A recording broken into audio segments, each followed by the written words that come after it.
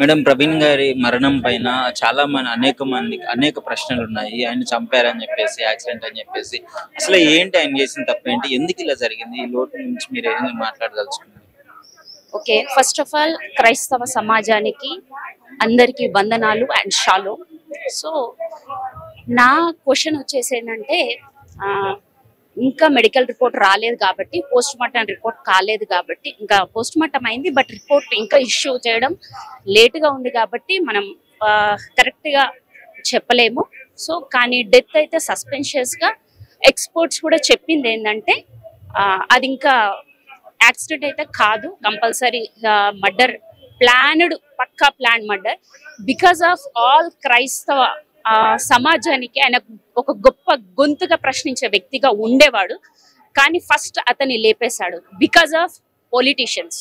ఇందులో క్రైస్తవ సమాజంలో మేమందరు డౌట్ఫుల్ గా ఉండేది ఏంటంటే, ఎస్పెషలీ ఏదైతే ఈ ప్రభుత్వం వచ్చిందో, ప్రీవియస్ కాంగ్రెస్ కానీ వేరే టైంలో ఇలాంటి గొడవలు లేవు. కానీ ఎప్పుడైతే ఈ ఉమ్మడి పొలిటీషియన్ వచ్చిందో, ఎన్డీఏ ప్రభుత్వం వచ్చిన తర్వాత especially target for first Manipur, తర్వాత తెలుగు రాష్ట్రాల్లో స్టార్ట్ అయింది. ఆల్రెడీ 1 month బ్యాక్ నుంచే వాళ్ళకి మెసేజెస్ రావడం, కాల్స్ రావడం, వాళ్ళ డాటర్ని ఏంటి ప్లాన్ గా చంపేస్తామని చెప్పేసి అన్నకి ఎప్పటి నుంచో థ్రెట్ ఉందని తోటి సేవకులతో షేర్ చేసుకున్నాడని మేము కూడా లైవ్ చూసాము, వాళ్ళతో కూడా విన్నాము. But this is absolutely wrong. ఎవరైతే చేశారో నిన్న కేఏ పాల్ కూడా ఫైనల్ గా ఆ సార్ కూడా చెప్పిన జడ్జిమెంట్ ఏంటంటే, ఇది పొరపాటున యాక్సిడెంట్ అయితే కాదు, ప్రీ ప్లాన్డ్ పక్కా మర్డర్. మీరు ఏది చేయాలనుకున్నా ఒక ప్రశ్నించే గొంతును ఈ రోజు చంపేశారు. కానీ ఒకటి, అలాంటి Praveen brothers thousands and thousands 7 times తిరిగి మాకు గాడ్ ఇస్తాడు. అది అబ్సల్యూట్లీ మేము నమ్ముతున్నాము. ఇదే మేము చెప్పదలుచుకున్నాము. వాళ్ళ కుటుంబానికి ప్రగాఢ మనస్ఫూర్తిని తెలియజేస్తున్నాను.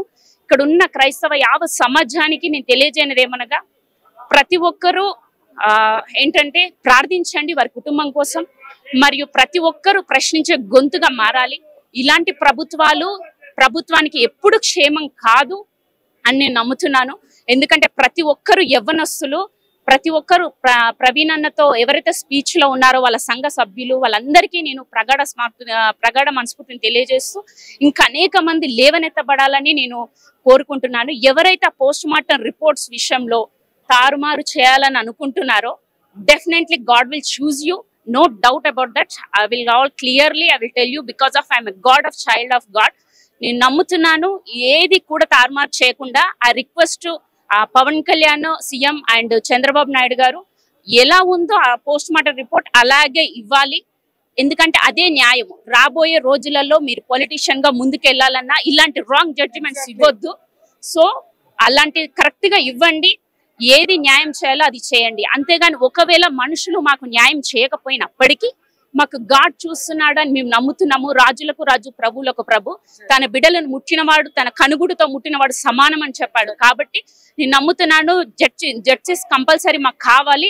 అది మాకు దేవుడిస్తాడు. మనుషులు ఇవ్వకపోయినా, కోర్టులు ఇవ్వకపోయినా మాకు దేవుడిస్తాడు. I strongly believe. ఇంకోటి, ఆయనకి థ్రెటనింగ్ కాల్స్ వచ్చాయి అంటున్నారు కదా, వాళ్ళ పిల్లల్ని చంపేస్తామని చెప్పేసి, ఆయన చంపేస్తామని వచ్చి. సో అప్పుడు అప్రోచ్ అవ్వలేదా పోలీస్ వాళ్ళని కానీ ఎవరినైనా కానీ, ఇట్లా థ్రెట్ ఉంది అని చెప్పేసి 1 month ముందే ఆయన స్టోరీ కూడా పెట్టడం జరిగింది అని చెప్పేసి చెప్తున్నారు.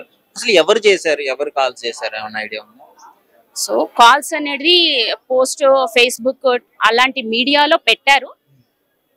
ఎస్పెషల్లీ ఏంటంటే అజయ్ అన్న అయితే చెప్పారు, నిన్న లాయర్ అడ్వకేట్ అజయ్ అన్న మాత్రం చెప్పాడు, ఏదైతే డెడ్ బాడీ హాస్పిటల్లో ఉన్నప్పుడు వాళ్ళ ఫ్యామిలీకి, అన్న వాళ్ళ వైఫ్ కి కాల్ చేసి ఇది పోస్ట్ మార్టం యాక్సిడెంట్ అని చెప్పేసి త్వరగా బాడీని షిఫ్ట్ చేయాలనే ఆతృతతో చెప్పడం జరిగింది ఆ టైంలో.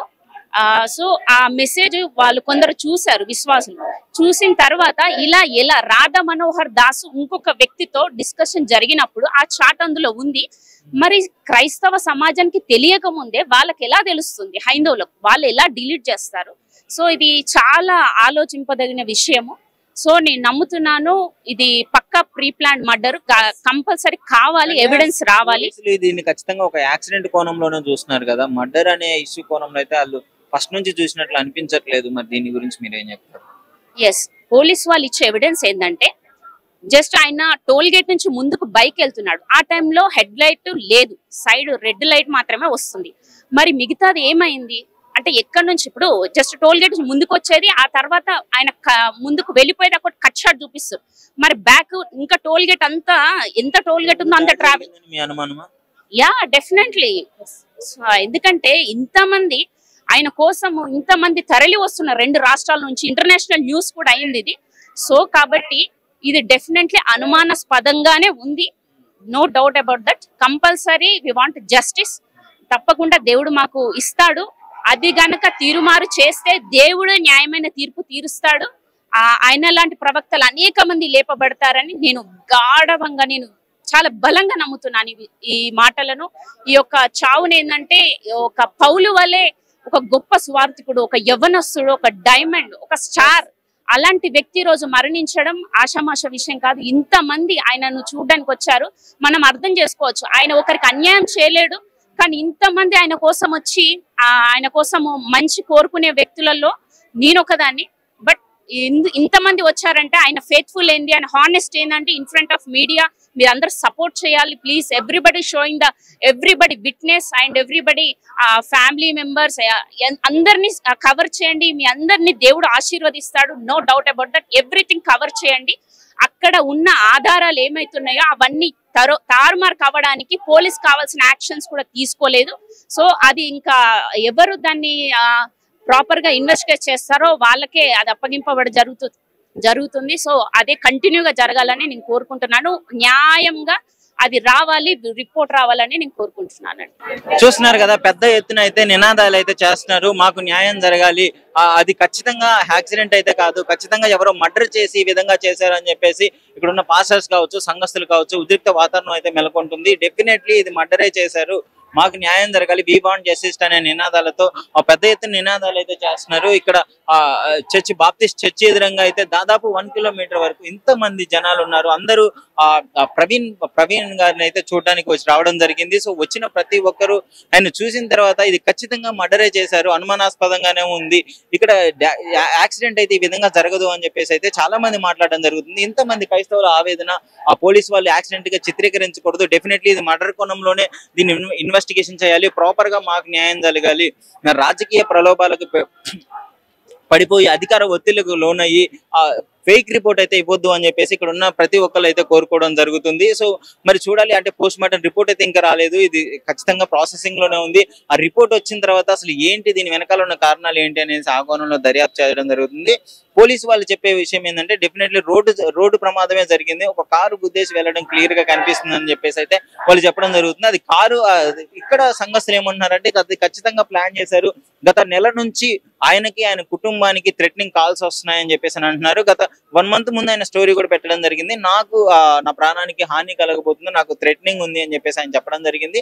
అదే విధంగా చెప్పిన 1 మంత్ లోనే ఒక మీటింగ్ కి వెళ్లే ప్రాసెస్ లో, విజయవాడ నుంచి రాజమండ్రి వెళ్లే ప్రాసెస్ లో ఆయన విగత జీవిగా ఆ రోడ్డు మీద పక్కన పెట్టి చనిపోవడం జరిగింది. సో వాళ్ళ పిఏ కూడా మాట్లాడడం జరిగింది, నాతో డిస్కస్ చేశాడు ఈ విషయాల గురించి, ఆయన నాతో చెప్పడం జరిగింది, ఆయన నాతో మాట్లాడడం జరిగింది. ఈ విధంగా చేస్తున్నారు అంటే నేను ఇంత ఈ పొజిషన్ లో ఉండి నేను స్టోరీ పెట్టి నా ప్రాణానికి హాని ఉందంటేనే ఎవరు రెస్పాండ్ అవ్వట్లేదు.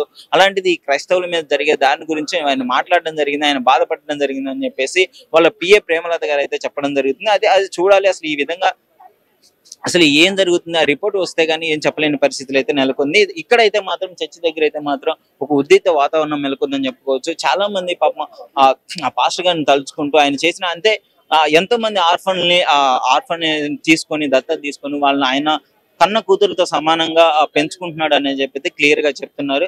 సో చూస్తున్నారు కదా, ఇంతమంది జనాలు, కొన్ని వేల మంది రావడం జరిగింది, ఒక్కరు కాదు, ఇద్దరు కాదు, కొన్ని వేల మంది ఆయన చూడడానికి, ఆయన ఒక మతానికి సంబంధం లేకుండా, ఒక కులానికి సంబంధం లేకుండా ప్రతి ఒక్కరు ఒక మానవత్వవాదిగా ఆయన ఇచ్చే స్పీచ్లు కూడా కావచ్చు, అవన్నీ సోషల్ మీడియాలో అయితే డెఫినెట్లీగా ఉన్నాయి. అలాంటివి ఆయన ఆ మతాన్ని ఎలా కించపరిచి మాట్లాడతారు అని చెప్పేసి వీళ్ళు ప్రశ్నించడం జరుగుతుంది. ఇంతమంది హిందువులని లేదు, క్రిస్టియన్స్ అని లేదు, ముస్లిమ్స్ అని లేదు, ప్రతి ఒక్కరు ఆయన చూడడానికి అయితే రావడం జరుగుతుంది. నిన్న బ్రదర్ షఫీ గారు కూడా వచ్చి వెళ్ళడం జరిగింది. సో ఈ విధంగా జరుగుతుంది. పోలీసు వాళ్ళు న్యాయం చేయాలని అయితే వీళ్ళు కోరుకుంటున్నారు, వీళ్ళు డిమాండ్ చేస్తున్నారు.